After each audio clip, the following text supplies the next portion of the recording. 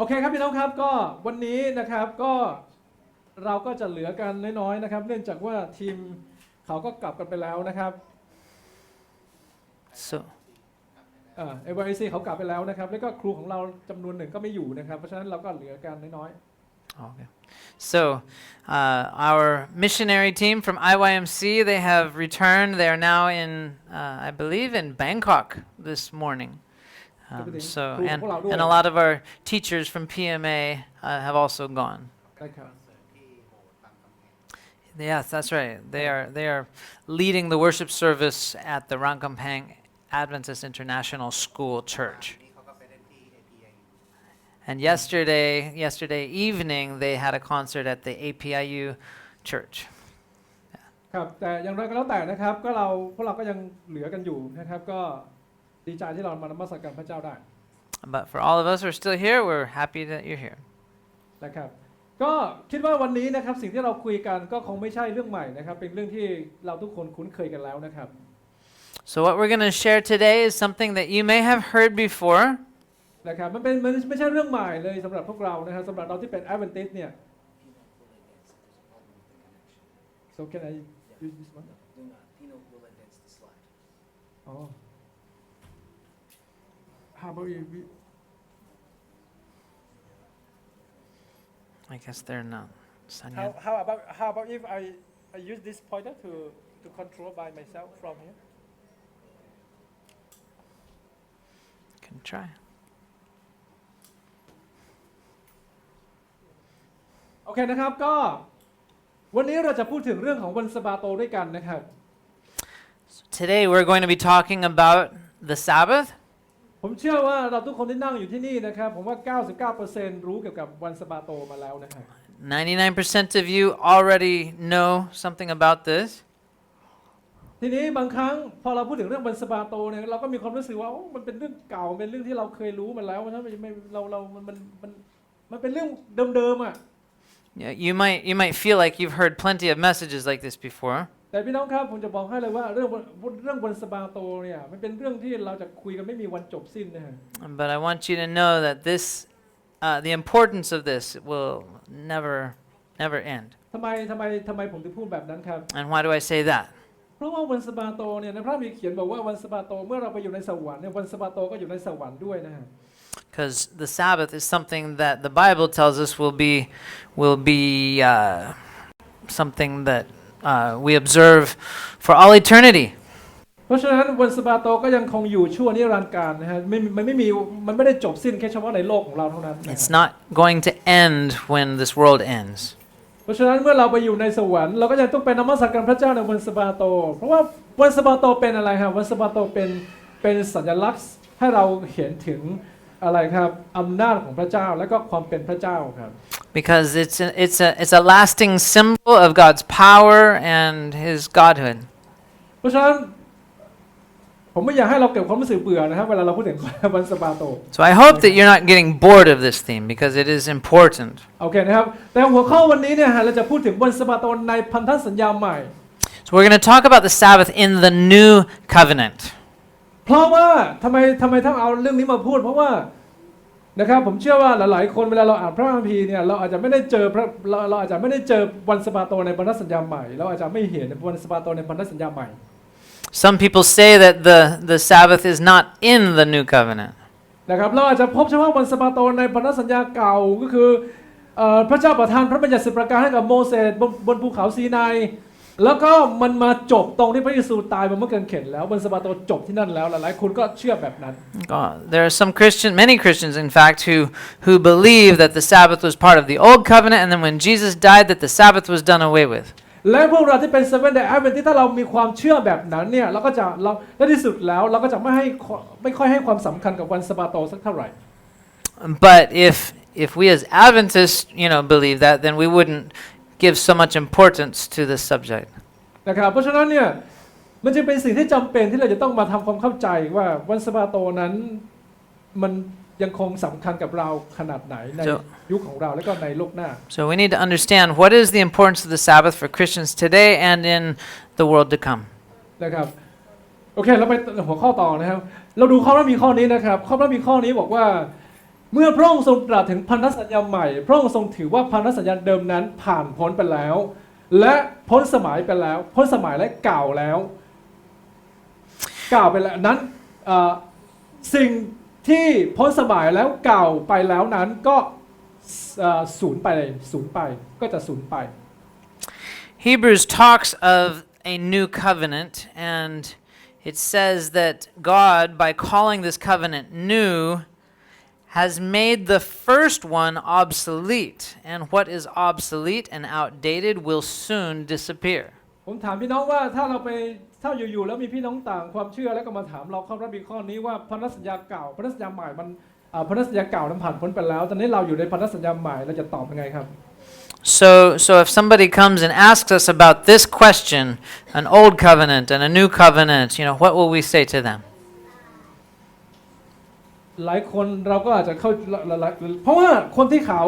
เชื่อเนี่ยเขาเชื่อว่าพระคัมภีร์เนี่ยมีทั้งหมด2เล่มนะครับ Because when they look at the Bible, they look at it as kind of like two books in one. พันธสัญญาเก่ากับพันธสัญญาใหม่ And they call the Old Testament and the New Testament, old and new. พี่น้องเชื่อจริงๆไหมครับว่าพระคัมภีร์นี้มี2เล่มครับ Do you believe that the Bible has two books? พี่น้องเชื่อจริงๆว่าพระคัมภีร์ถูกแยกออกไป2ฝั่งครับเราเชื่อแบบนั้นไหม Do you believe in this firm separation between the old and the new? จริงๆแล้วพระคัมภีร์พระเจ้าไม่ได้แบ่งพระคัมภีร์เป็น2เล่มนะฮะ God did not divide the Bible in two. พระเจ้าไม่เคยบอกว่าพระคัมภีร์เก่ากับพระคัมภีร์ใหม่พระเจ้าไม่เคยบอกอย่างนั้น God never called it the old Bible and the new Bible. แล้วคำถามนี่คืออะไรล่ะครับที่ว่าพันธสัญญาใหม่กับพันธสัญญาเดิมนั่นคืออะไร But what is Hebrews chapter 8 verse 13 talking about? นะครับเพราะฉะนั้นกลับมาคำถามเมื่อกี้ที่ผมบอกว่าแล้วถ้าเกิดมีคนมาถามเราอ่ะแล้วเราจะตอบข้อนี้เป็นยังไงครับ What do you say? แน่นอนแหละครับความหมายของพระคัมภีร์ข้อนี้ที่พระคัมภีร์บอกว่าพันธสัญญาใหม่กับพันธสัญญาเก่าหรือพันธสัญญาเดิมเนี่ยความหมายของพระคัมภีร์ข้อนี้หมายถึงอะไรครับหมายถึงพิธีกรรมเท่านั้นไม่เกี่ยวกับพระคัมภีร์ทั้งเล่มนะฮะ So this old covenant that was done away with has to do with the old Testament ceremonies. ผมให้ภาพนี้พวกเราดูเพื่อพวกเราจะได้เข้าใจใช่ไหมฮะเนี่ยพันธสัญญาพระคัมภีร์บอกว่าพันธสัญญาเดิมนั้นก็คือลูกแกะตัวนี้ใช่ไหมส่วนพันธสัญญาใหม่นั้นก็คือพระเยซู In the old covenant there was a sacrificial system of lambs and Jesus put an end to that. ซึ่งพระคัมภีร์กำลังอธิบายให้เราเห็นถึงพิธีกรรมที่เป็นการทำเพื่อจะแรงถึงพระเยซูเท่านั้น These old ceremonies were symbols pointing to Jesus. ซึ่งมันไม่ได้เกี่ยวกับการที่จะต้องมาแยกว่าพระคัมภีร์เก่าพระคัมภีร์ใหม่ไม่เกี่ยวเลย This wasn't talking about everything that was written before Jesus and everything after. ถ้าพระคัมภีร์ถ้าเรามาแยกว่าโอเคพระคัมภีร์เก่ากับพระคัมภีร์ใหม่แล้วพระคัมภีร์เก่านั้นมันไม่สำคัญแล้วมันผ่านไปแล้วถ้าอย่างนั้นเราก็ละเมิดพระบัญญัติ10 ประการได้ใช่ไหมเราฆ่าคนได้เราไปทำอะไรก็ได้ใช่ไหม If the Old Testament, if all those old books before Christ were done away with, then we might argue that we can break the Ten Commandments. เพราะฉะนั้นข้อพระคัมภีร์ข้อนี้ไม่ได้พูดถึงการแบ่งแยกพระคัมภีร์นะครับเก่ากับใหม่ไม่ใช่นะครับ But Hebrews chapter 8 verse 13 was not talking about the writings before Christ and the writings after Christ. แต่การแบ่งแยกพระคัมภีร์เก่าที่เรียกว่าพระคัมภีร์เก่ากับพระคัมภีร์ใหม่เนี่ยมันเป็นการทำงานของซาตานครับ But Satan has created confusion regarding this issue of old and new. ทำไมครับเพราะว่าเมื่อเราเชื่อว่านี่คือเก่าแล้วพ้นสมัยไปแล้วเนี่ยเราก็คริสเตียนส่วนใหญ่ก็ไม่ไปศึกษาตั้งแต่ปฐมกาลถึงมาราคีครับคุณก็ไม่ศึกษา If Satan could convince us all of that, then we would not need to study all the stories from Genesis to Malachi. แล้วก็จะศึกษาเฉพาะพันธสัญญาใหม่ที่ตัวเองเรียกว่าพันธสัญญาใหม่ก็ศึกษากันแค่นั้น And we would study just the Matthew through Revelation. และเมื่อเราไม่ได้ศึกษาพระคัมภีร์ตั้งแต่ปฐมกาลถึงมาราคีเนี่ยเราก็ไม่เข้าใจที่มาที่ไปของอะไรครับของเรื่องราวต่างๆในพระคัมภีร์ในมัทธิวถึงวิวรณ์แล้วก็ไม่เข้าใจถึงสิ่งเหล่านี้เลย But if we completely ignored those Old Testament books, then we wouldn't understand the context of salvation. ทุกวันนี้พี่น้องเห็นไหมครับเดี๋ยวนี้เนี่ยเขามีการพิมพ์พระคัมภีร์แยกพระคัมภีร์ออกมาอย่างชัดเจนเลยก็คือพิมพ์เฉพาะมัทธิวถึงวิวรณ์ There are many Bibles printed that are just a New Testament from Matthew to แล้วก็นำไป Revelation, แจกจ่ายในที่ต่างๆ and they're passing them out freely all around. นะครับแล้วก็เขาเรียกว่าเอาตั้งแต่ปฐมกาลถึงมาราคีเนี่ยตัดออกไป And so they've, cut out Genesis through Malachi. พี่น้องเคยเห็นไหมเล่มประมาณเนี้ยเล่มประมาณเล็กๆประมาณเนี้ยเท่าฝ่ามือเนี่ยสีฟ้าๆครับเล็กๆ Maybe you've seen one of those little pocket New Testaments. ในประเทศไทยนะฮะแต่ว่าในต่างประเทศผมไม่ทราบนะครับว่ามีแบบนั้นไหม So maybe you've seen that in Thailand. I don't know if they do it in other countries. นะครับพระคัมภีร์กล่าวไว้บอกว่าพระคัมภีร์กล่าวไว้อย่างชัดเจนบอกว่าอย่าเพิ่มและอย่าตัด The Bible said that we should not add or take away from เพราะฉะนั้น the การแยกแบบ scriptures. นั้นคือการตัดชนิดที่แบบตัดแบบเขาเรียกว่าไม่ใช่ตัดเล็กๆตัดเยอะมากนะครับตัดออก That's not just cutting off a little, that's cutting off a whole lot of the scriptures. เพราะฉะนั้นเมื่อเราไม่เข้าใจในสิ่งที่เกิดขึ้นในอดีตเนี่ยเราจะไปเข้าใจสิ่งที่เกิดขึ้นในปัจจุบันเนี่ยมันเป็นไปไม่ได้ที่เราจะเข้าใจแบบนั้น And in doing so, it's impossible to really understand the full history of the plan of salvation. ทีนี้เรามาดูนะครับเรามาดูเรื่องของพระบัญญัติ10ประการนิดหนึ่งนะครับ Now I want us to look briefly at the Ten Commandments in Exodus chapter 20 and Deuteronomy 5. พี่น้องบท7 Day เราท่องพระบัญญัติ10ประการได้กันไหมครับข้อที่1ถึงข้อที่10 Can we all recite the Ten Commandments by memory?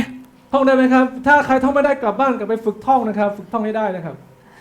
If not, maybe we should work on that. นะฮะเราควรจะท่องได้นะครับพระบัญญัติ10ประการนะครับ We should be able to do this. โอเคเรามาดูนะครับข้อที่1นะครับอย่ามีพระเจ้าอื่นนอกเหนือจากเรา Okay, the first commandment says, "Don't have any other gods before me." ข้อที่2นะฮะอย่าทำรูปเคารพสำหรับตน Number 2 is don't have any idols or make any ข้อที่3 images. อย่าใช้พระนามของพระเจ้าไปในทางที่ผิด Number 3 is don't use God's name in the wrong way. ข้อที่4ฮะจงระลึกถึงวันสะบาโตถือเป็นวันบริสุทธิ์ของพระเจ้า Number 4 says remember the Sabbath day to keep it holy. พี่น้องจะเห็นว่าข้อที่1 2 3ข้อที่1 2 3เนี่ยข้อที่1 2 3นี่เขาเรียกว่าข้อที่1แน่นอนไม่มีพระเจ้าอื่นเราคริสเตียนเราไม่ไปสร้างรูปเคารพมาไหว้อยู่แล้ว Okay, so as Christians we don't make images or idols of any other gods. เราก็ไม่ไปนับถือพระเจ้าอื่นมาแทนพระเจ้าของเราอยู่แล้ว We don't worship any other gods. แล้วเราก็ไม่ได้ไปใช้พระนามของพระเจ้าในทางที่ผิดอยู่แล้ว We don't use his name in the wrong way. แต่ว่าข้อนี้บางทีเราใช้พระนามของพระเจ้าไปในทางที่ผิดบางครั้งเราไม่ได้รู้ตัวนะครับ Sometimes though we might use his name in the wrong way and aren't even aware of it. พวกเราเคยได้ยินไหมที่หลายๆคนบอกว่าผมขอสาบานในนามของพระเจ้า Have you ever heard people say things, I swear this in the name of God? พี่น้องคิดว่าเราควรจะใช้พระนามของพระเจ้ามาเป็นข้ออ้างในการสาบานไหมครับกล่าวบทสาบานอะไรอย่างเงี้ย Some people say, I swear to God. จริงๆแล้วเราไม่สมควรจะทำนะครับ We shouldn't invoke God in our swearing or vows. เพราะว่าเรารู้ได้ยังไงว่าสิ่งที่เรากำลังสาบานนั้นมันเป็นความจริงหรือมันเป็นความเท็จบางทีเรากล่าวความเท็จแต่เราเอาพระนามของพระเจ้ามาใช้อ่ะ If we were to say something wrong and like what do you say, ถ้าเป็นอย่างนี้มันก็ tie that to God's name, that would be very bad. คือมันเหมือนว่าเราใช้พระนามของพระเจ้าแล้วมันเป็นเครื่องปกป้องเราในให้เราทำผิด So these Ten Commandments are there to protect us from doing wrong. นะครับข้อที่4ก็คือวันสะบาโตพูดถึงวันสะบาโตของพระเจ้า The fourth commandment says, remember to keep the Sabbath holy. ที่ผมมาให้เราดูตรงนี้เนี่ยไม่ได้แปลไม่ใช่ว่าผมจะมาอธิบายพระบัญญัติ10ประการนะครับแต่ว่าผมกำลังจะบอกว่า ถ้าพันธสัญญาเก่ามันไม่เอาแล้วเนี่ยถ้ามันลามไปถึงพระคัมภีร์ทั้งเล่มเนี่ยก็พระบัญญัติ10ประการเราก็ไม่ต้องเอานะครับ So if we throw out the whole Old Testament, we're throwing out the Ten Commandments too. นะครับที่พี่น้องก็ไปอ่านเพิ่มเติมแล้วก็ไปท่องต่อนะครับให้เราท่องให้ได้นะครับพระบัญญัติ10ประการ But we should take these commandments and memorize them. ทีนี้เรามาดูครับเอกลักษณ์พิเศษของพระบัญญัติ10ประการมีอยู่3ข้อนะครับ So when you see it, there are three unique features of the Ten Commandments. ข้อที่1ครับพระบัญญัติ10ประการนั้นเขียนด้วยนิ้วพระหัตถ์ของพระเจ้าเอง The first is that the Ten Commandments were written with the very finger of God, like ไม่ใช่ nothing. เขียนจากมือของมนุษย์นะฮะ It wasn't something that just a man's hand wrote. เราจำได้ไหมครับตอนที่โมเสสขึ้นไปบนภูเขาซีนายเนี่ยพระเจ้าเป็นคนเขียนนะครับแล้วก็พระเจ้าก็เอามาให้โมเสสนะครับ Remember when Moses went up on the mountain, God himself with his own finger inscribed those commandments on 2 tablets of stone and he gave them to Moses. พระเจ้าไม่ได้บอกโมเสสบอกว่าโมเสสเอาปากกามาแล้วก็จดเขียนพระเจ้าไม่ได้พูดแบบนี้ God didn't just say, "Hey Moses, get your pen and paper ready." พระเจ้าเขียนไว้เรียบร้อยนะครับด้วยมือของพระองค์แล้วก็ยื่นให้กับโมเสส But God wrote these 10 commandments with his own finger. แล้วก็ที่2ก็คือพระบัญญัติ10ประการนั้นถูกจารึกไว้ในศิลา2แผ่น And the second unique characteristics of the 10 commandments was they were inscribed in stone, not on parchment. ทำไมพระเจ้าไม่จารึกไว้ในกระดาษหรือว่าไว้ในหนังอะไรก็แล้วแต่ทำไมต้องจารึกไว้ในแผ่นศิลาด้วยครับ Why did God do that? Inscribing in stone. พระเจ้ากำลังบอกอะไรเรา What's he communicating through that inscription in stone? ศิลาหมายถึงอะไรครับศิลาหมายถึงความคงทนความมั่นคงความไม่รู้จักเสื่อมสลาย It's a symbol of permanence, and เพราะฉะนั้น not something that's just passing away or temporary. เพราะฉะนั้นหมายความว่าศิลา2แผ่นเนี่ยกำลังหมายความว่าพระบัญญัติของพระเจ้าจะจารึกอยู่ชั่วนิรันดร์ไม่มีวันสูญสลายครับ This is a symbol of the eternal nature of the 10 commandments. อันนี้คือความหมายทำไมพระเจ้าถึงจารึกไว้ในแผ่นศิลานะครับ That's why God inscribed it on stone. แล้วก็ข้อที่3ก็คือพระบัญญัติ10ประการนั้นพระเจ้าเป็นผู้ประทานโดยตรงให้กับมนุษย์ให้กับโมเสสนะครับ And the third unique characteristic of the 10 commandments was that God communicated them directly himself with his own voice. นะครับเราก็ต้องย้อนไปที่ภูเขาซีนายใช่ไหมว่าพระเจ้าเป็นคนมาประทานโดยตรงให้กับโมเสส You remember how he spoke this in the hearing of all of Israel, and they all heard it with their own เพราะ ears. ฉะนั้นพี่น้องคิดว่าถ้าพระเจ้าเป็นคนให้เองพระเจ้าเป็นคนเขียนเอง So แล้ว that's พระเจ้าจารึกไว้ในแผ่นศิลาแล้วอยู่ๆแล้วพระเจ้าจะมาลบสิ่งเหล่านี้ออกเนี่ยพี่น้องคิดว่าอันนั้นเป็นพระเจ้าหรือเปล่า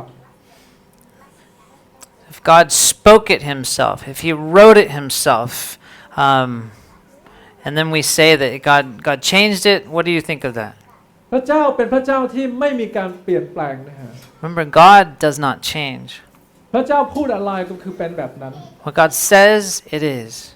แต่ว่าเราต้องแยกให้ออกว่าในพระคัมภีร์มีคำพยากรณ์จำนวนมากมีสัญลักษณ์จำนวนมากที่จะต้องเขาเรียกว่าที่จะต้องเกิดขึ้นตามลำดับอันนั้นแหละจะต้องเปลี่ยนแปลง But there are many things that were written in the Old Testament that have changed. ซึ่งพระเจ้าก็บอกเอาไว้ตั้งแต่ล่วงหน้าแล้วว่าสิ่งเหล่านี้จะเกิดการเปลี่ยนแปลงอย่างเช่นลูกแกะกับพระเยซู For example, those ceremonial things and how they pointed to Jesus. ทีนี้เรามาดูนะครับเรามาดูพระบัญญัติ10ประการพระบัญญัติ10ประการเนี่ยพระคัมภีร์ในพระคัมภีร์บันทึกไว้2ที่นะครับที่กล่าวไว้ได้น่าสนใจมากนะครับ So the 10 commandments were actually written in 2 different places. ข้อที่1นั้นอยู่ในอพยพบทที่20นะครับผมตกไปเลข0นะครับ The first place we see it is in Exodus chapter 20, not Exodus chapter 2. ข้อที่2ครับอยู่ในเฉลยธรรมบัญญัติบทที่5 The second place that we find the 10 commandments is in Deuteronomy chapter 5. แล้วมาดูครับผมจะให้เราดูเฉพาะในข้อที่ผมขีดเส้นใต้นะครับ And so I want us to notice what I've underlined in this passage here. บอกว่าเพราะใน6วันพระเจ้าทรงสร้างฟ้าและแผ่นดินทะเลสรรพสิ่งซึ่งมีอยู่ในที่เหล่านั้น Exodus 20 verse 11 says, "For in 6 days the Lord made the heavens and the earth, the seas and everything that's in them. But on the 7th day he rested." ความหมายคืออะไรครับความหมายของพระบิดาข้อนี้คืออะไร So what does this mean? ความหมายก็คือว่าวันสะบาโตกำลังอะไรฮะเปิดเผยให้เราเห็นว่าพระเจ้าเป็นผู้สร้าง God is the one who created the Sabbath. เพราะฉะนั้นเมื่อไหร่ก็ตามที่เรารักษาวันสะบาโตเป็นการที่เรายอมรับว่าพระเจ้าเป็นผู้สร้าง And every time that we keep the Sabbath, we are communicating that we believe that God is the creator. ถ้าเราเชื่อในเรื่องวันสะบาโตเราก็จะเชื่อว่าในโลกนี้มีพระเจ้าเป็นผู้สร้าง If we keep the Sabbath, that's what we are proclaiming, that God is the creator. และวันสะบาโตเนี่ยพี่น้องครับวันสะบาโตเนี่ยเป็นอะไรฮะหรือว่าวันสะบาโตนั้นเป็นยารักษาโรคแห่งการกลับไหว้รูปเคารพ Keeping the Sabbath correctly and faithfully is like an antidote to prevent us from falling to this disease of idol worship. เพราะฉะนั้นเมื่อเรารักษาวันสะบาโตวันสะบาโตจะปกป้องเราให้พ้นจากการกราบไหว้รูปเคารพนะครับ So the Sabbath will keep us from turning to idols. ทำไมครับทำไมผมถึงพูดแบบนี้เราศึกษาพระคัมภีร์เนี่ยพี่น้องจะพบว่าคนอิสราเอลเนี่ยทุกครั้งเมื่อไหร่ก็ตามที่เขาไม่รักษาวันสะบาโตเขาก็ไปกราบไหว้รูปเคารพ Whenever the Israelites turned away from the Sabbath, they were turning toward idols. และหนึ่งในปัจจัยที่พระเจ้าไม่พาพวกอิสราเอลนั้นไปอยู่ในแผ่นดินคานาอันเพราะว่าพวกเขาละเมิดวันสะบาโตในถิ่นทุรกันดาร And one of the reasons that God did not take them into the promised land was because they were not keeping the Sabbath correctly in the จริง wilderness. ๆเรื่องนี้เนี่ยกล่าวไว้ในพระธรรมฮิบรูบทที่4ด้วยนะฮะเดี๋ยวเราเข้ามาคุยกันต่อในเนื้อหานะครับมีเนื้อหาอยู่นะครับ So that is described in the book of Hebrews chapter 4. เพราะฉะนั้นพระบัญญัติ10ประการข้อแรกตรงนี้เนี่ยในอพยพบทที่20เนี่ยกำลังบอกให้เรารู้ว่าถ้าเรารักษาวันสะบาโตเป็นการยอมรับว่าพระเจ้าเป็นผู้สร้าง So summarize, just say, by keeping the Sabbath, we are communicating that we believe that God is the creator. ต่อมาครับเราดูข้อที่2นะครับในเฉลยธรรมบัญญัติบทที่5นะครับ And the second place that we see the Ten Commandments is in Deuteronomy chapter 5. บทที่5บอกว่าผมจะอ่านเฉพาะข้อที่ขีดเส้นใต้นะครับพี่น้องดูในข้อที่ผมขีดเส้นใต้นะครับ And as you บอกว่า look, notice what it says here in verse 15. บอกว่าจงระลึกว่าเจ้าเคยเป็นทาสในแผ่นดินอียิปต์และพระยาเวห์พระเจ้าของเจ้าได้พาเจ้าออกจากที่นั่นด้วยพระหัตถ์อันทรงฤทธิ์และด้วยพระกรที่เหยียดออกเหตุฉะนั้นพระยาเวห์พระเจ้าของเจ้าทรงบัญชาให้เจ้ารักษาวันสะบาโต So it says here, remember that you were slaves in Egypt and that the Lord your God brought you out of there with a mighty hand and an outstretched arm. Therefore the Lord your God has commanded you to observe the Sabbath day. ความหมายของพระบิดาข้อนี้คืออะไรครับความหมายของข้อนี้ So what is the meaning of this verse? พระบิดากำลังบอกให้กับเราว่าเหตุผลที่เราต้องรักษาวันสะบาโตเพราะว่าเราเคยเป็นทาสในอียิปต์ Another reason that we keep the Sabbath is remembering that we used to be slaves in Egypt. ทำไมเราต้องระลึกว่าเราเป็นทาสในอียิปต์ครับ Why do we need to remember we were slaves in Egypt? เพราะว่าวันสะบาโตนั้นทำให้เราเป็นไทย Because the Sabbath helps us to be free. ทำให้เราเป็นอิสระทำให้เราเป็นอิสระจากการเป็นทาส Free from being a slave. เมื่อก่อนเรายังไม่รู้จักพระเจ้าใช่ไหมครับเราทำงาน We didn't know God before, right? We worked. เพราะเราทำงานในบริษัททำงานโน่นทำงานนี่แล้วก็จนเราไม่รู้จักวันสะบาโตเราไม่รู้จักกับพระเจ้า We didn't know God. We didn't know the Sabbath. เขาจะให้เราทำอะไรเราก็ทำเป็นหมดเลย And whatever they asked us to do, we did. แต่เมื่อเรามารู้จักวันสะบาโตแล้ว But as we know the Sabbath, และวันสะบาโตนั้นทำปลดปล่อยเราจากการเป็นทาสของโลกนี้แล้วก็ทำให้เรานั้นมันเป็นอิสระในพระเจ้า and God delivers us from our sin and helps us to be free from all of that. เพราะฉะนั้นเนี่ยวันสะบาโตในข้อที่2เนี่ยจึงเป็นสิ่งที่สำคัญมากๆอีกข้อหนึ่งก็คือว่าถ้าเรายังไม่สามารถถ้าเราเป็นคริสเตียนและเราไม่รักษาวันสะบาโตก็แสดงว่าเรายังเป็นอะไรครับทาสอยู่นะครับ So if we are Christians and yet not keeping the Sabbath, then in a sense we are still in slavery. ตามความหมายของข้อพระบิดาข้อนี้นะครับตามความหมายของพระบิดาข้อนี้ว่าเรายังเป็นทาสอยู่ Okay, as this verse indicates, ทำไมผมถึงพูด we แบบ are นี้ค no รับ longer slaves, and the Sabbath is a sign of that. ทีนี้ผมอยากย้อนให้เราย้อนกลับไปข้อเมื่อกี้นะครับทำไมผมถึงพูดแบบนี้เพราะว่าพระคัมภีร์บอกว่าในวันนั้นเนี่ยนะครับไม่ว่าเจ้าเองหรือว่าทาสของเจ้าหรือว่าสัตว์ใช้งานแขกที่อาศัยอยู่ในประตูเมืองของเจ้าเนี่ยในวันนั้นทุกคนทุกสิ่งทุกอย่างจะต้องหยุด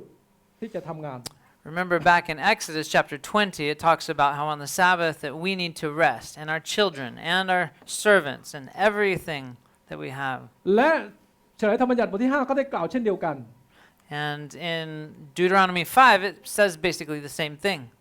ความหมายคืออะไรครับ What is it saying? หมายความว่าในวันสะบาโตในวันนั้นเนี่ยนะครับไม่มีใครจะสามารถที่จะมาบังคับหรือว่าบังคับให้เราทำงานได้ God does not want people being forced to work on Sabbath. เพราะในวันสะบาโตนั้นทุกคนจะมีสิทธิ์เท่าเทียมกัน Because on the Sabbath, we all have the same right and privilege to rest. ในระหว่างสัปดาห์เราอาจจะเป็นลูกน้องของใครก็ได้เราอาจจะเป็นลูกน้องเราจะมีหัวหน้ามีเจ้านาย Throughout the week, we may have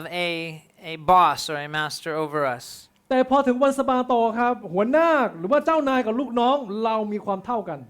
But on the Sabbath, we're equal. หรือแม้แต่สัตว์ต่างๆก็เราก็ไม่มีสิทธิ์ที่จะใช้เขาไปทำงานด้วยแม้แต่สัตว์ใช้งานเราก็ไม่มีสิทธิ์จะไปใช้เขาทำงาน Even our animals, our beasts of burden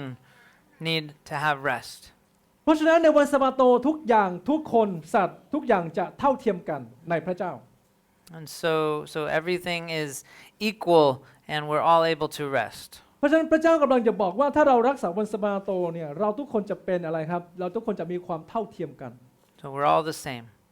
ไม่มีใครสูงไม่มีใครต่ำกว่าใคร Nobody higher than the other. เพราะฉะนั้นวันสะบาโตจึงเป็นสัญลักษณ์แห่งอะไรครับอิสรภาพและก็อะไรครับเป็นสัญลักษณ์ของความเท่าเทียมกัน And so the Sabbath is a symbol of freedom and equality. นี่คือเหตุผลที่พระเจ้าต้องชี้แจงให้เราทราบว่าทำไมเราต้องรักษาวันสะบาโต And so this is another reason that God has called us to keep the Sabbath. นะครับโอเคเราไปต่อนะครับทีนี้คำถามก็คือวันสะบาโตคือวันไหน You know the question or the answer to the question,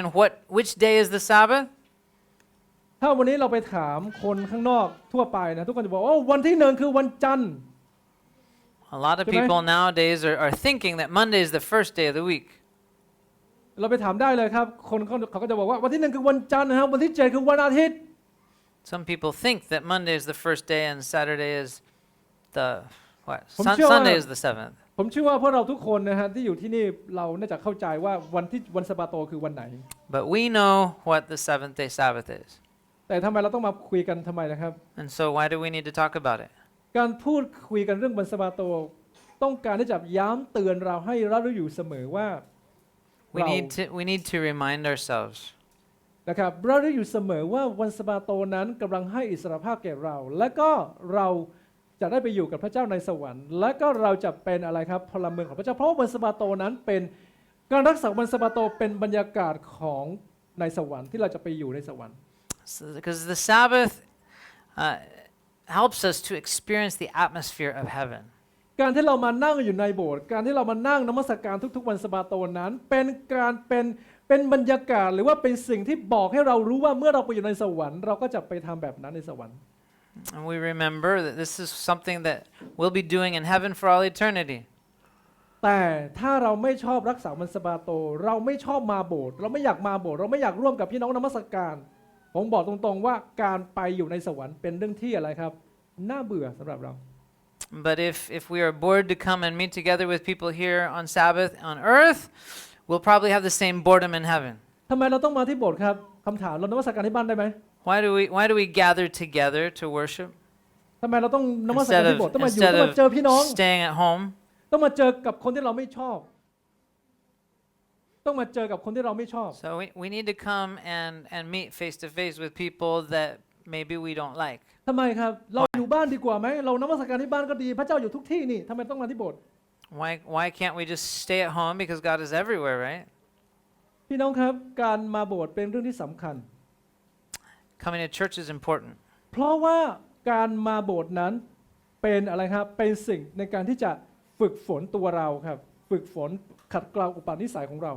because coming to church is one of the things, one of the tools that God uses to transform our character. ผมยกตัวอย่างเช่นถ้าเกิดว่าเราไม่ชอบคนหนึ่งในโบสถ์แล้วเราไม่อยากไปโบสถ์เนี่ย For example, we may not like someone at church. แล้วเรานมัสการที่บ้านผมถามว่าถ้าเป็นอย่างนั้นแล้วอุปนิสัยของเราจะได้รับการขัดเกลาเมื่อไหร่ And if we just draw away from everything that irritates us, then how will God develop our character? และเมื่ออุปนิสัยของเราไม่ได้รับการขัดเกลาและเราจะไปอยู่กับพระเจ้าได้ไหมครับ And if we don't have characters that have been refined, how are we going to make it in heaven?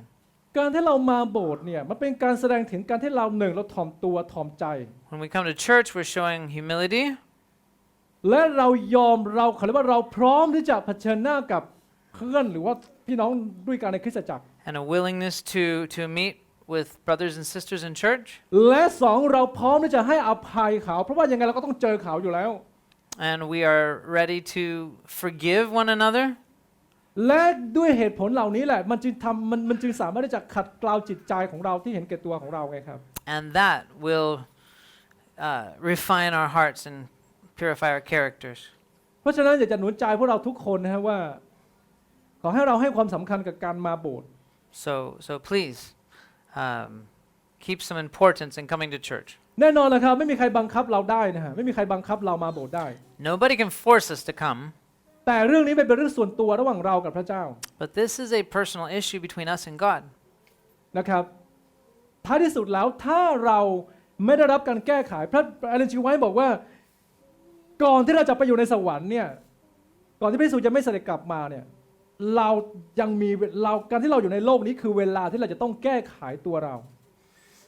We need to have characters that are refined and developed here on earth before Christ comes. หลายๆคนมีความเชื่อว่าเมื่อพระเยซูเสด็จกลับมาครั้งที่2แล้วพระองค์จะเปลี่ยนแปลงร่างกายของเราและจะเปลี่ยนแปลงอุปนิสัยของเราไม่ใช่ครับ Some people think that when Jesus comes, he's going to change our hearts and our characters at that time, but that's not true. แน่นอนฮะพระเจ้าจะเปลี่ยนแปลงร่างกายที่มันต่ำต้อยของเราแต่ว่าพระเจ้าจะไม่เปลี่ยนแปลงอุปนิสัยของเรา Our characters will not be instantly transformed miraculously when he appears. Our bodies, yes, but not our characters. และเวลาที่พระเยซูยังไม่มาเนี่ยคือเวลานี้คือเวลาที่เราจะต้องอะไรครับมันเป็นเวลาแห่งการฝึกฝนนะเตรียมตัวสำหรับการไปอยู่ในโลกใหม่ So this is our time to be transformed, to be changed by the renewing of our minds. เพราะฉะนั้นเรื่องวันสะบาโตขอให้เราให้ความสำคัญและก็ใส่ใจนะครับเพราะว่ามันสำคัญมาก So let's remember this is part of the importance of Sabbath and ที corporate นี้เรามาดู worship. นะครับเรามาดูตัวอักษรเล็กมากนะครับก็ให้เราควรจะอ่านให้พวกเราฟัง So I have some small text here. You need to kind of really อันนี้พระบัญ concentrate ญัติ on 10 it. ประการ3เวอร์ชันนะครับ This is 3 versions of the 10 Commandments. จริงๆแล้วมี4เวอร์ชันนะครับ Actually, there's 4 versions. พระบัญญัติ10 ประการเวอร์ชันที่1เป็นเวอร์ชันของลูเทเรน The first column you see there is the 10 Commandments that appear in the Lutheran ลูเทเรนคือใครครับ teachings or Bible or something. ลูเทเรนคือใครครับ Do you know who the Lutherans are? ลูเทเรนก็คือมาร์ตินลูเทอร์นะครับที่เป็นนักปฏิรูปศาสนาลูกหลานของมาร์ตินลูเทอร์ It's the great Protestant reformer of the 16th century. เราจะเห็นว่าคณะลูเทเรนเนี่ยนะครับพระบัญญัติ10 ประการของเขาข้อที่3ก็คือให้ระลึกถึงวันสะบาโตถือเป็นวันบริสุทธิ์แล้วก็วันเล็บก็คือวันอาทิตย์ So we see that in the Lutheran 10 Commandments, that third commandment is the one that says, remember the Sabbath day, and it's referring to the Sunday. เขาได้ชื่อว่าเป็นนักปฏิรูปศาสนาแต่ว่าเมื่อเขาปฏิรูปศาสนาเขาออกมาสิ่งที่เขาไม่เปลี่ยนก็คืออะไรครับเรื่องวันสะบาโตเขาไม่เปลี่ยน So Martin Luther led many Christians out of Catholicism and into what was called Protestantism, but that they did not. They still kept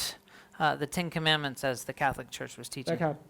เขายังเอาเหมือนกับคาทอลิกเหมือนกันเลยทุกอย่างเลยนะครับยังยึดเหมือนกับคาทอลิกนะครับ So เวอร์ชันที่2ครับเป็นเวอร์ชันของคาทอลิกเหมือนกัน the middle column is the Catholic version of the Ten Commandments. นะครับพระบัญญัติ10ประการข้อเรื่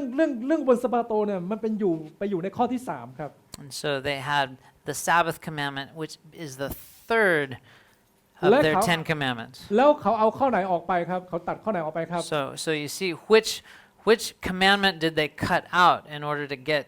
ข้อที่เขาตัด the ออกไป Sabbath commandment in number 3 position? ข้อที่เขาตัดออกไปก็คือข้อที่บอกว่าอย่าทำรูปเคารพสำหรับตน The commandment that they cut out was the one that said, "You shall not make any graven images." ก็หมายความว่าลูเทอร์แลนด์กับคาทอลิกนั้นเขาสามารถมีรูปเคารพได้ So that makes it so that the Catholics and even the Lutherans in this list could have images. เพราะฉะนั้นพี่น้องจะเห็นว่าในโบสถ์ของคาทอลิกนั้นก็เลยมีนักบุญเต็มไปหมดใช่ไหมครับรูปปั้นพระเยซูอะไรก็แล้วแต่ And that's why you see, if you go to a Catholic church today, you'll see images of many of the different saints and stuff. หลายคนบอกว่าเอาก็รูปปั้นพระเยซูทำไมกลับไหว้ไม่ได้ล่ะทำไมมีไม่ได้ล่ะก็พระเยซูไงรูปปั้นพระเยซู And they would say, like, why can't we bow down to this? This is an image of Jesus. พี่น้องครับปกติแล้วเนี่ยการที่เขาจะทำรูปปั้นรูปหนึ่งขึ้นมาเนี่ยความหมายที่แท้จริงของการทำรูปปั้นรูปนั้นขึ้นมาก็คือหมายความว่าคนนั้นน่ะตายไปแล้วเขาจึงทำรูปขึ้นมาเพื่อเป็นการระลึก So Pastor's saying that when they make an image to something, that was usually a commemoration of someone who's passed, who's died. เหมือนกับพระพุทธเจ้าฮะพวกเรารู้ไหมครับพระพุทธเจ้าหลังจากสิ้นพระชนม์ไปแล้วเนี่ยเขาก็สร้างรูปขึ้นมาเพื่อเป็นการระลึกถึงพระพุทธเจ้า So when the Buddha died, for example, then they make images to commemorate him. ตอนแรกๆเนี่ยมันกลายเป็นรูปอนุสรณ์เพื่อการระลึกเท่านั้นฮะช่วงแรกๆของศาสนาพุทธช่วงแรกเนี่ย Yeah, even in Buddhism, at the first, it was just something which they said was just to help commemorate. เพราะว่าในยุคเก่านั้นมันไม่มีรูปภาพเลยครับพี่น้องครับมันไม่มีกล้องถ่ายรูป They didn't have cameras back then. เพราะฉะนั้นสิ่งหนึ่งที่จะทำให้ลูกหลานจดจำได้ก็คือการปั้นรูปนั้นขึ้นมาแล้วก็เพื่อจะได้สามารถที่จะระลึกได้จำได้ว่าอ๋อหน้าตาเป็นแบบนี้เป็นแบบนี้ And so they would make these images to give their children something to visualize. แต่ซาตานมันก็ทำงานฉลาดใช่ไหมครับระยะเวลานานผ่านไปในสิ่งเหล่านี้ก็กลายเป็นรูปเคารพไป But in Satan's clever tactics, as time passed, then they began to worship these things. พระคัมภีร์ว่ายังไงครับพระเจ้าบอกว่าพระคัมภีร์พระเจ้าเก่าว่ายังไงครับพระเจ้าบอกว่าเราเป็นพระยาเวห์เป็นพระเจ้าที่ยังมีชีวิตอยู่เรายังไม่ตาย Now the Bible talks about God and Jesus as one who lives, who is not dead. เพราะฉะนั้นเมื่อเรายังไม่ตายทำไมท่านต้องไปสร้างรูปเคารพเพื่อที่จะเป็นการจำลองเราล่ะ So as God is living, why does he need an image to commemorate him? เพราะฉะนั้นเหตุผลของการสร้างรูปปั้นขึ้นมาก็แสดงว่าพระองค์นั้นเนี่ยตายไปแล้วเขาก็เลยสร้างขึ้นมาเพื่อเป็นการระลึกถึงแค่นั้นเอง So images were to commemorate the dead. เพราะฉะนั้นพี่น้องจำไว้ว่าพระเจ้าของเรายังมีชีวิตอยู่พระเจ้ายังไม่ตาย Our God lives. เพราะฉะนั้นเราจึงไม่มีเหตุผลที่จะต้องไปกราบไหว้รูปเคารพ We have no reason to bow down to any image. ต่อให้รูปปั้นนั้นจะเป็นรูปพระเยซูก็แล้วแต่ไม่ใช่พระเยซูรูปปั้นนั้น Even if it was an image of Jesus himself. ทีนี้เรามาดูฉบับที่3นะฉบับที่3ก็จะเป็นฉบับของโปรเตสแตนต์นะฮะ Now if we look at the third column up here, you'll see a Protestant, a modern day Protestant Ten Commandments. โปรเตสแตนต์ทุกอย่างเหมือนเดิมครับเหมือนกับพระบัญญัติเหมือนกับพระคัมภีร์เลยโปรเตสแตนต์คงพระบัญญัติ10ประการไว้เหมือนกับพระคัมภีร์เลยไม่มีการขยับไม่มีการเอาออก Okay, so the modern Protestant Ten Commandments are in the original order. แต่ว่าเขาไปใส่ข้างหลังวันสะบาโตแล้วก็ไปเติมข้างหลังวันอาทิตย์ But when they read or teach about this, they're referring to Sunday. นะครับทีนี้เรามาดูเวอร์ชันที่4ครับเวอร์ชันที่4 Now the fourth version เวอร์ชันที่4เป็นเวอร์ชันตามฉบับของพระคัมภีร์จริงแล้วก็เป็นฉบับที่ Seven Day เราใช้อยู่ก็คือ วันที่ 4ก็คือข้อที่ 4คือวันสะบาโตวันที่ 7วันบริสุทธิ์ So you're หมายถึงฝั่งขวา ฝั่ง ใช่ไหม นู้นใช่ฝั่งนู้น Yeah. So the column now here on the right is the one that we Seventh-day Adventists follow, and it says just remember the Sabbath day, the seventh day, and keep it holy. นะครับอันนี้คือฉบับจริงอันนี้ของแท้ This is the real thing. This is not modified. นะครับทีนี้เรามาต่อนะครับทีนี้คำถามก็คือวันตกลงแล้ววันที่ 7คือวันไหนล่ะ So the question then is, what is the seventh day? ถ้าเราดูตรงตารางตรงนี้นะครับ Is the seventh day like this? เมื่อก่อนเราเป็นเด็กใช่ไหมครับเราเคยท่องที่โรงเรียนบอกว่าสัปดาห์หนึ่งมี7วัน1วันอาทิตย์สีแดง2วันจันทร์สีเหลืองวันอังคารสีชมพูวันพุธสีเขียวใช่ไหมครับเราเคยท่องแบบนี้แล้วก็วันที่7สีม่วงเราเคยท่องแบบนี้วันเสาร์วันที่7สีม่วง When kids in pastors' day were memorizing the days of the week, they would say the 7 days of the week are like this, and they would say Sunday is red and all the way down until Saturday, which is purple. แต่พอถึงในยุคสมัยใหม่พวกเราไปดูในปฏิทินในมือถือของพี่น้องก็ได้ครับเขาก็จะเอาวันจันทร์เป็นวันที่1ของสัปดาห์ครับในมือถือของเราปฏิทินในมือถือเราไปดูได้นะฮะ There's a lot of calendars nowadays that are putting Monday at the beginning of the week. แล้วทำให้คนยุคใหม่เขาสับสนนะโดยเฉพาะคริสเตียนหลายคณะเขากำลังโดยเฉพาะสมาชิกโบสถ์เขาสับสนมาก And so many of the children and even a lot of Christians are getting confused เพราะ about เขา this นับวันจันทร์คือวันที่because they count Monday as the beginning of the week. 1แน่นอนถ้าวันจันทร์วันที่1วันอาทิตย์ก็เป็นวันที่7อยู่แล้วมันก็ถูกของเขาอยู่แล้ว So they would think, well, if Monday is the first, then of course the seventh would be Sunday.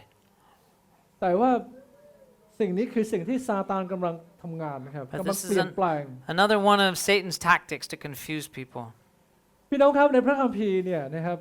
วันที่1ถึงวันที่1ถึงวันที่6เนี่ยเป็นวันที่พระเจ้าไม่ได้ตั้งชื่อเอาไว้นะฮะ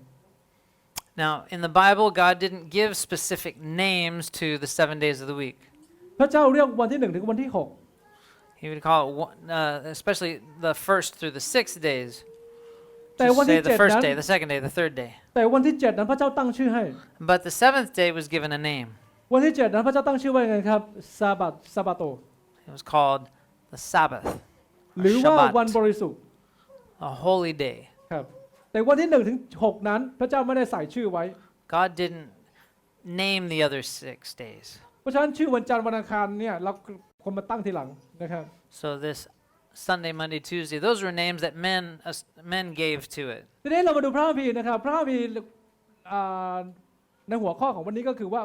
วันสะบาโตในพันธสัญญาใหม่เนี่ยเรามาดูนะครับหรือว่าตกลงวันสะบาโตของพระเจ้าคือวันที่7หรือว่าวันที่1 And so we can look at different passages in the Bible that help to clarify which day is which. ในพระธรรมยอห์นบทที่20ข้อที่1นะบอกว่าวันอาทิตย์เวลาเช้ามืดมาเรียชาวมักดักลาก็มาถึงอุโมงค์ฝังศพนางก็เห็นหินออกจากปากอุโมงค์แล้ว So it says here, early on the first day of the week, while it was still dark, Mary Magdalene went to the tomb. และผมข้ามาข้อล่างสุดนะฮะในมาระโกบทที่16ข้อที่1ถึง2บอกว่าภายหลังวันสะบาโตเวลารุ่งเช้าวันอาทิตย์หรือว่าวันต้นสัปดาห์ So in Mark 16:1 and 2 it says, when the Sabbath was over, Mary Magdalene, Mary the mother of James and Salome brought spices so that they might go and anoint Jesus' body. So very early on the first day of the week, just after sunrise, they were on their way to the tomb. ทีนี้เรารู้แล้วว่าโอเควันสะบาโตก็คือไม่ใช่วันที่1แน่นอนวันสะบาโตไม่ใช่วันอาทิตย์แน่นอน So it's very clear from these scriptures read in this version here that the first day of the week was Sunday. It was not Sabbath or Saturday. แต่หลายๆคนก็เลยบอกว่าโอ้ถ้าอย่างนั้นก็ถ้าอย่างนั้นการรักษาวันสะบาโตก่อนพระเยซูเนี่ยทุกคนรักษาวันสะบาโตแต่ว่าหลังจากพระเยซูไปแล้วพระเยซูฟื้นขึ้นวันอาทิตย์แล้วเราไม่รักษาวันสะบาโตแล้ว หลายคนพูดแบบนั้น And yet many people say, well, yeah, that was before Jesus died, and they of course kept the seventh-day Sabbath. แล้วก็หนึ่งโครินธ์นะครับบทที่16ข้อที่2ที่3บอกว่าทุกต้นสัปดาห์ให้พวกท่านเก็บเงินผลประโยชน์ได้รับไว้บ้างเพื่อจะไม่ต้องเก็บเรี่ยรายเมื่อข้าพเจ้ามา Then in 1 Corinthians chapter 16 verse 2 and 3, Paul gave this instruction to the Corinthian church, saying, on the first day of the week, each one of you should set aside a sum of money in keeping with your income, saving it up, so that when I come, there will be no collections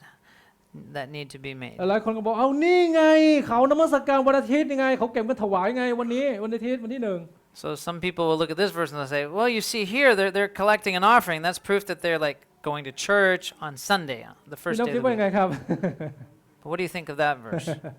ทุกต้นสัปดาห์เราเก็บเงิน Every first day of the week, each one of us set aside a sum of money. Where? เนี่ยอันนี้คือข้อพระคัมภีร์ที่หลายๆคนอ่านแล้วก็เขาเข้าใจว่าโอเคเขานมัสการอาจารย์เปาโลเขารักษาวันอาทิตย์เป็นวันสะบาโต Now this was something that they were to set aside at their homes on the first day of the week. แต่จริงๆแล้วไม่ใช่การเก็บการเรียรายเงินกับการเก็บเงินถวาย10แล้วในวันสะบาโตมันคนละเรื่องกัน And so you see that this idea of setting aside a money for a donation on the first of the week and worshiping were two different things. พวกเราเห็นข้อพระคัมภีร์ไหมครับบอกว่าเมื่อข้าพเจ้ามาถึงแล้วก็หมายความว่าวันอาทิตย์นั้นเขาเก็บเงินเรียรายใช่ไหมครับเงินเรียรายตรงนี้มันเป็นเงินที่เขาเก็บไปช่วยพี่น้องคริสเตียนที่ในกรุงเยรูซาเล็มที่ยากจน This was a special collection of donations that was to be used to help the poor in Jerusalem. มันไม่ใช่การเก็บเงินถวายในวันสะบาโต This was not a normal Sabbath offering. แล้วอาจารย์เปาโลบอกว่าเมื่อข้าพเจ้ามาก็หมายความว่าอาจารย์เปาโลมาวันหลังไม่ได้มานมัสการวันอาทิตย์แต่คืออาจารย์เปาโลมาวันหลังแล้วก็มาเอาไปซึ่งไม่ได้มาร่วมนมัสการกับเขา And it was to be collected at that time so that when Paul came, whenever he came, not necessarily on Sunday, but whenever he came through, then it would be ready to just take and go. เพราะฉะนั้นมันไม่ได้เกี่ยวกับการรักษาวันอาทิตย์แทนวันสะบาโตไม่เกี่ยวคนละเรื่องกันนะครับ This verse is not talking about the whole Sabbath Sunday issue. มันก็มีข้อพระคัมภีร์อีกข้อหนึ่งนะครับจริงๆมีเยอะนะครับแต่ว่าเอาข้อนี้ให้พวกเราดูอีกข้อหนึ่งนะครับบอกว่าเพราะฉะนั้นอย่าให้ผู้ใดปรับปรามท่านในเรื่องการกินการดื่มเทศกาลหรือวันต้นเดือนหรือวันสะบาโตสิ่งเหล่านี้เป็นเพียงเงาของสิ่งที่จะมาภายหลัง Another confusing passage to many is found in Colossians chapter 2 verse 16 and 17. พี่น้องครับถือว่าเป็นการศึกษาไปด้วยนะครับเพราะว่าในฐานะที่เราเป็นเซเว่นในแอดเวนทิสต์เราต้องรู้ข้อพระคัมภีร์เหล่านี้นะครับ So as Seventh-day Adventists, we need to be aware of these verses. ถ้ามีคนมาถามข้อพระคัมภีร์เหล่านี้แล้วเราจะตอบไงครับถ้าเราไม่รู้ความหมายของข้อพระคัมภีร์นี้ How will we answer if we don't know these verses ourselves? เขามาบอกนี่ไงพระคัมภีร์บอกว่าอย่าให้ใครมาปรับปรามท่านเรื่องวันสะบาโตเนี่ยเราจะว่ายังไง And if it says here, don't let anyone judge you on regards to a Sabbath day. What does that mean? พี่น้องดูนะครับภาษาไทยสะบาโตผมทำเป็นสีแดงนะครับภาษาอังกฤษผมอันเดอร์ไลน์ผมขีดเส้นใต้ให้นะครับ So I've highlighted this word Sabbath days for you. พี่น้องเห็นภาษาอังกฤษไหมข้างล่างมันจะเป็นตัว S อยู่ข้างหลังนะครับ Sabbath days ตัว S อยู่ข้างหลัง So you can see, in some translations it says days like plural there. มันเป็นพหูพจน์นะฮะมันไม่ใช่เอกพจน์นะฮะ It's plural. It's not singular. ทีนี้เรามาดูวันสะบาโตในพระบัญญัติ10ประการนะครับ If you look at it in the Old Testament, พี่น้องจะเห็นคำที่ผมขีดเส้นใต้พี่น้องจะเห็นว่ามันไม่มี S อยู่ข้างหลัง you can see this. Remember the Sabbath day. It's singular. It's มันเป็น definite. เอกพจน์นะฮะเพราะฉะนั้นเนี่ยวันสะบาโตที่มีตัว S กับวันสะบาโตที่ไม่มีตัว S มันเป็นคนละวันสะบาโตกันมันเป็นคนละเรื่องกัน Yeah, these plural Sabbaths or the Sabbath, they are different Sabbaths being referred แล้ว to. คำถามก็คือวันสะบาโตที่มีตัว S คือวันสะบาโตอะไรครับ So the Sabbath that is singular, what is that? พี่น้องลองมาดูนิดหนึ่งนะครับก่อนที่เราจะไปตรงนั้นผมจะอธิบายตรงนี้นิดหนึ่งนะครับเพราะว่าพระคัมภีร์บอกว่าวันสะบาโตที่พูดถึงเมื่อกี้ที่มีตัว S เนี่ยเขาจะพูดถึงเรื่องการกินการดื่มเทศกาลนะครับแล้วก็เงาของเหตุการณ์ที่จะมาภายหลังเนี่ยพี่น้องจะเห็นว่าสิ่งเหล่านี้มันเกี่ยวข้องกัน Okay, the Sabbaths, the plural Sabbaths referred to in this passage are those that are a shadow of things to come. ทีนี้วันสะบาโตของพระเจ้าถ้าวันพี่น้องจะเห็นว่าวันสะบาโตตรงนี้มันเกี่ยวข้องกับการกินการดื่มเทศกาล These are Sabbaths and things that are tied to foods and drinks and festivals. พี่น้องอ่านพระคัมภีร์มาเนี่ยพี่น้องเคยเห็นคนเยียวรักษาวันสะบาโตแล้วก็มีการเลี้ยงฉลองเฉลิมนะครับในสะบาโตใน7วันในมี7วันเนี่ยพี่น้องเห็นเขามีการกินดื่มมีการเลี้ยงกันไหมครับ So in those ceremonial Sabbaths, there was lots of feasting. There were lots of sacrifices and eating of the sacrifices for days and days. มันไม่มีนะครับในวันสะบาโตในสัปดาห์หนึ่งมี7วันในวันสะบาโตสัปดาห์เนี่ยเราไม่มีการเลี้ยงฉลองเทศกาลไม่มีนะครับ So the seventh day Sabbath was not a huge festival. แล้ววันสะบาโตไม่ใช่เงาของพระเยซูด้วย And the Sabbath was not simply a shadow of Jesus. วันสะบาโตไม่ได้แรงถึงการตายของพระเยซูในอนาคต The Sabbath was not one of those things that was simply a shadow of what would come in the future. แต่วันสะบาโตในพระบัญญัติ10ประการนั้นเป็นการแสดงให้เราเห็นถึงความเป็นนิรันดร์การของพระเจ้าครับ The seventh day Sabbath was a memorial of what God had done in the past. แล้ววันสะบาโตที่เป็นเงาที่จะมาภายหลังนี่คืออะไรตกลงคืออะไรครับ And those shadowy Sabbaths that were a shadow of what was to come, what were they? พี่น้องดูนะครับข้อพระคัมภีร์ต่างๆเหล่านี้เนี่ยมันก็เป็นการอธิบายให้เราเห็นถึงวันสะบาโตทั้งหลายที่พูดถึงเงา There's a bunch of ceremonial Sabbaths in the Old Testament writings. ไม่ว่าจะเป็นอะไรครับวันสะบาโตอะไรวันต้นเดือนวันสะบาโตเทศกาลเป่าเตยทั้งหมดเหล่านี้มันตรงกับวันสะบาโตนะฮะ So you have they have the new moons and the Feast of Trumpets. กับแล้วก็เรื่องการประชุมบริสุทธิ์ Some Feast of Convocation or something. พี่น้องเห็นไหมฮะเดือน Tabernacles. วันที่1เดือนที่7วันที่10เดือนที่7 15เดือน7เห็นไหมครับปีที่7 the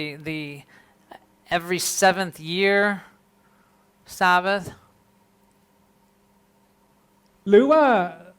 ว่าปีที่50ปีที่50 the Pentecost. ทั้งหมดเหล่านี้คือสะบาโตเหมือนกันเนาะทั้งหมดเหล่านี้คือสะบาโตเหมือนกันพระเจ้าเรียกว่าสะบาโตเหมือนกัน These are all Sabbaths or rest days in the Jewish ceremonial system. แต่สะบาโตเหล่านี้มันมี S อยู่ข้างหลังครับมันมี S อยู่ข้างหลัง These are the ceremonial ones. These are the festive ones. These are the ones that are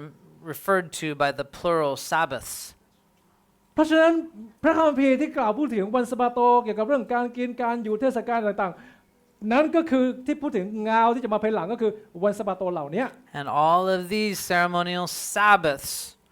were the shadows of things that were ไม่ pointing ใช่ to วัน Christ. สะบาโตในพระบัญญัติ10ประการคนละเรื่องกันนะครับ Not the seventh day Sabbath that appears in the Ten Commandments. และข้อพระคัมภีร์ข้อนี้ก็อีกข้อหนึ่งนะครับ เราอ่านแล้วเราเจอโอ้โหหลายข้อเลยชวนสงสัยมากนะครับ And another passage that confuses many is in Romans chapter 14. พี่น้องเคยเจอไหมครับไปเจอพี่น้องคริสเตียนจำนวนมากบอกว่าเราไม่ต้องไปถือวันหรอกวันไหนก็ได้หมดวันนมัสการวันไหนก็ได้ทุกวันดีเหมือนกัน Many Sunday Christians would say, it really doesn't matter. It doesn't matter which day, just any 1 and 7 will be fine. พระบีว่าไงครับบอกว่า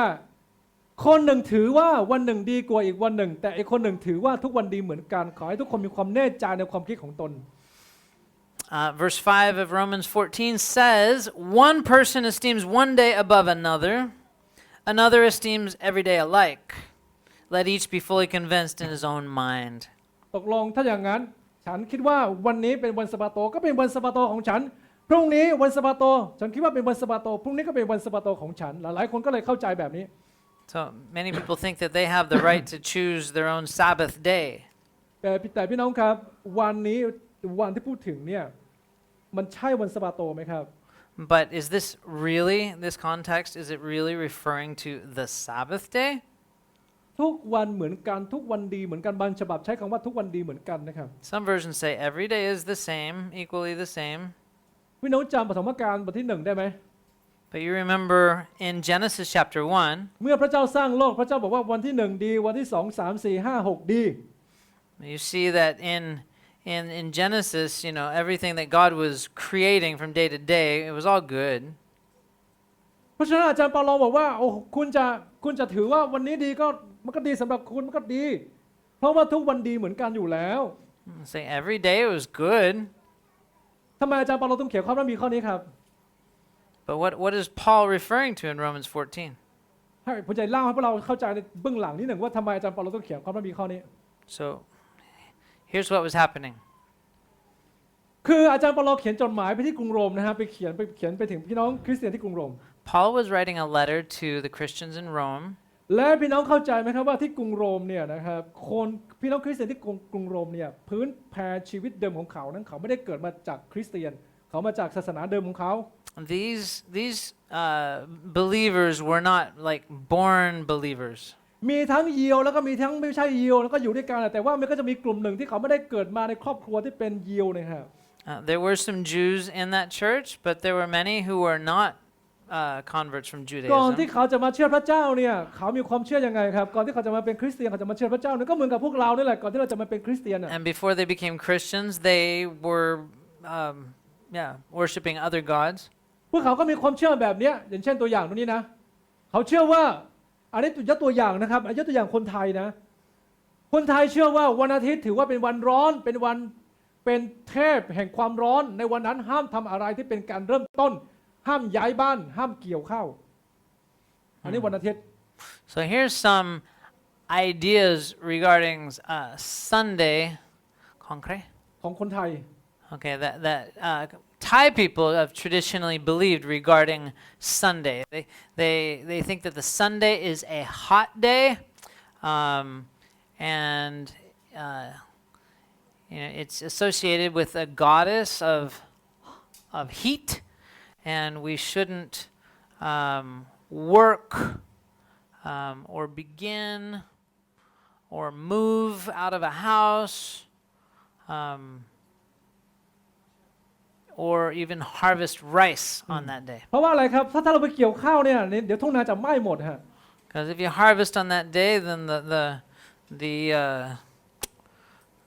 the rice field will burn up. ใช่เพราะมันร้อนมากมันจะไหม้ Because it's so hot. อันนี้คือความเชื่อ So that was a belief. แล้วพวกโรมในยุคนั้นตอนนั้นเนี่ยเขาก็มีความเชื่อแบบนี้เขาเชื่อคล้ายๆกับงมงายแบบนี้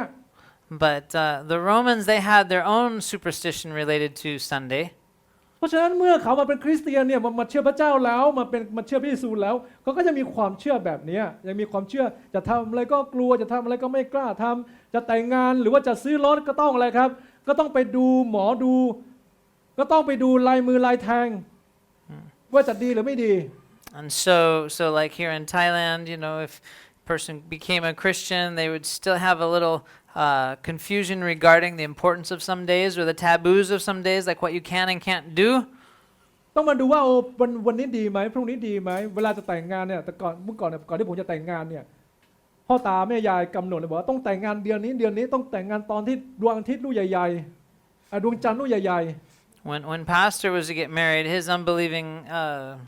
in-laws were saying, you know, you really need to get married like on this month, and you know, and at a time when the sun is nice and big. เพราะฉะนั้นเนี่ยข้อพระคัมภีร์ข้อนี้เนี่ยที่บอกว่าทุกวันดีเหมือนกันเนี่ยอาจารย์เปาโลกำลังเตือนให้พี่น้องคริสเตียนที่กรุงโรมบอกว่าท่านอย่าไปถือวันเหล่านั้น But Paul is telling the believers in Romans that they don't need to have the same superstitious beliefs regarding all these different ผม days. ถามว่าทุกวันนี้มีพี่น้องยังเชื่อเรื่องพวกนี้อยู่ไหมครับโดยเฉพาะพี่น้องคนไทยเรายังเชื่อเรื่องนี้อยู่ไหมครับ So you Thai believers, do you still have some beliefs in that? เพราะฉะนั้นผมบอกว่าผมถึงบอกว่าเมื่อเรามารู้จักกับพระเจ้าแล้วเรามารักษาวันสะบาโตของพระเจ้าแล้ววันสะบาโตของพระเจ้าการที่เรามารู้จักพระเจ้านั้นทำให้เราเป็นไทยเราเป็นอิสระจริง So when we really understand about the truth of the Sabbath, we are free from all that other superstition. ๆเวลาหมดแล้วนะครับพี่น้องครับเดี๋ยวคิดว่าเดี๋ยวอันนี้น่าจะเป็นภาค2เดี๋ยวค่อยมาคุยกันต่อนะครับ So I think we need to pause. Our time is up, but I'll maybe continue with this message in another Sabbath. ครับก็วันนี้ก็จะฝากให้กับพวกเรานะครับในฐานะที่เราเป็น Seventh Day Adventist เนี่ยนะครับสิ่งนี้คือสิ่งที่เราต้องเข้าใจแล้วก็ไม่ใช่แค่เราเข้าใจเท่านั้นแต่เราจะต้องรู้เลยต้องเข้าใจว่าการที่เรารักษาวันสะบาโตนั้นทำให้เราเป็นไทยและเราเป็นอิสระ So I hope we can all understand a little bit more about how the Sabbath really gives us a greater freedom. การรักษาวันสะบาโตมันไม่ใช่แค่วันธรรมดาที่เราจะมาก็มาไม่มาก็ไม่มาแล้วก็เราไม่ค่อยให้ความใส่ใจไม่ใช่แบบนั้นนะฮะการรักษาวันสะบาโตนั้นมีผลถึงชีวิตของเราในวันข้างหน้าด้วย But the Sabbath, it really makes a big difference in our spiritual life and in our future. เพราะฉะนั้นก็อยากจะฝากให้กับพวกเรานะครับขอให้เราทุกคนจริงจังกับการถือรักษาวันสะบาโตนะครับ So I'd like us all to really pay attention and get the most out of the Sabbath. แต่ท้ายที่สุดแล้วมันก็คือมันก็เป็นเรื่องราวระหว่างเรากับพระเจ้านะครับไม่มีใครที่จะมาบังคับเราได้หรือว่าที่จะมาขอให้เรา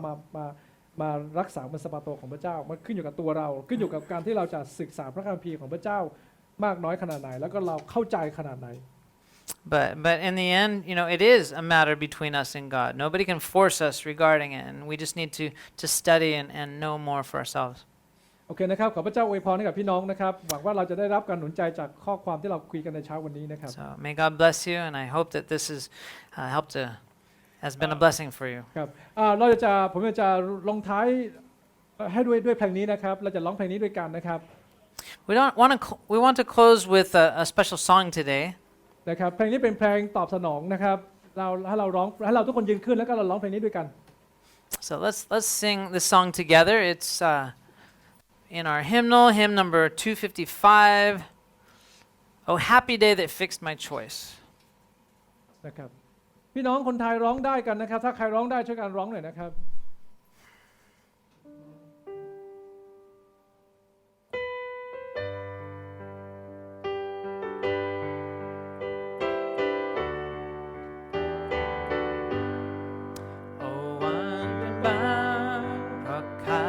สารพระเยซูเจ้าผู้ไถ่ทุกทางขอให้หัวใจซึ่งแสนชื่นบานจงได้เป็นพายันแดนสวรรค์หวานทุกบานหวานชื่นบานเมื่อพระเยซูล้างบาปพ้นมารทรงสอนให้ข้าสงบสุขชื่นบานทุกวันหวานชื่นบานหวานชื่นบานเมื่อพระเยซูล้างบาปพ้นมารโอ้หวานชื่นบานเพราะรักผูกพันระหว่างข้านี้และพระเป็นเจ้าพระทรงตรัสเรียกข้าติดตามพลันถึงบ้านสำราญทุกวันคำชาหวานชื่นบานหวานชื่นบานเมื่อพระเยซูละบาปพ้นมารทรงสอนให้ข้าเฝ้าอธิษฐานและสงบสุขชื่นบานทุกวันหวานชื่นบานหวานชื่นบานเมื่อพระเยซูล้างบาปพ้นมารโอ้มาพาสมัครจิตนั้นมันคิดเห็นนานไปให้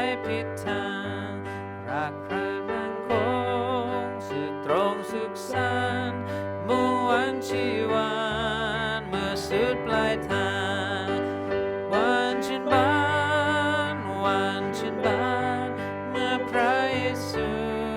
และมาปนมันทรงสอนให้ข้าเฝ้าอธิษฐานและสงบสุขชื่นบานทุกวันวันชื่นบานวันชื่นบานเมื่อพระเยซูล้างบาปปนมัน ข้าแต่พระเจ้าของข้าพระองค์ทั้งหลาย Our Father in heaven, เราขอบคุณพระเจ้าสำหรับวันสะบาโตที่พระองค์ทรงประทานให้แก่เรา thank you for the Sabbath. และวันนี้ข้าพระองค์ทั้งหลายได้มานมัสการพระองค์ We've come to worship you, เราขอบคุณพระเจ้าอีกครั้งหนึ่งสำหรับสิทธิพิเศษที่เราได้มีสิทธิ์ที่จะอยู่ใกล้ชิดกับพระองค์ and we thank you for the privilege to be close to you. ขอพระเจ้าทรงโปรดเมตตาและทรงช่วยให้เราทั้งหลายนั้นได้เรียนรู้และก็ได้เข้าใจถึงความสำคัญของการรักษาวันสะบาโตของพระองค์ Please help us to really know of the importance of keeping this day. และขอให้เราได้เข้าใจเพื่อเราสามารถที่จะตอบคำถามที่คนอื่นเขาถามเรา That we can understand it well enough to be able to explain it to others. เมื่อเขาถามเราว่าวันสะบาโตของพระเจ้าคือวันไหนเราจะได้ตอบว่าวันสะบาโตของพระเจ้าคือวันที่7คือวันเสาร์ And we will know without a shadow of a doubt to explain that it is the seventh day, it is the Saturday Sabbath. ขอให้เราทั้งหลายนั้นได้มีความชื่นชมยินดีในการที่จะรักษาวันสะบาโต And help us to have hearts that are joyfully keeping it. และขอให้เราได้ตระหนักว่าวันสะบาโตนั้นเป็นสัญลักษณ์แสดงให้เราแสดงถึงความเป็นไทย And that it shows or reminds us of the freedom that you have given us. และทำให้เราได้รับทราบว่าวันสะบาโตนั้นทำให้เราได้รู้ว่าพระองค์คือพระผู้สร้างของเรา Reminding us that you are our creator. ขอบคุณพระเจ้าที่พระองค์ทรงให้วันสะบาโตนี้แก่เรา Thank you for giving it to us. เราขอบคุณพระองค์ในพระนามพระเยซูคริสต์เจ้า We pray it in Jesus' name. Amen. Amen.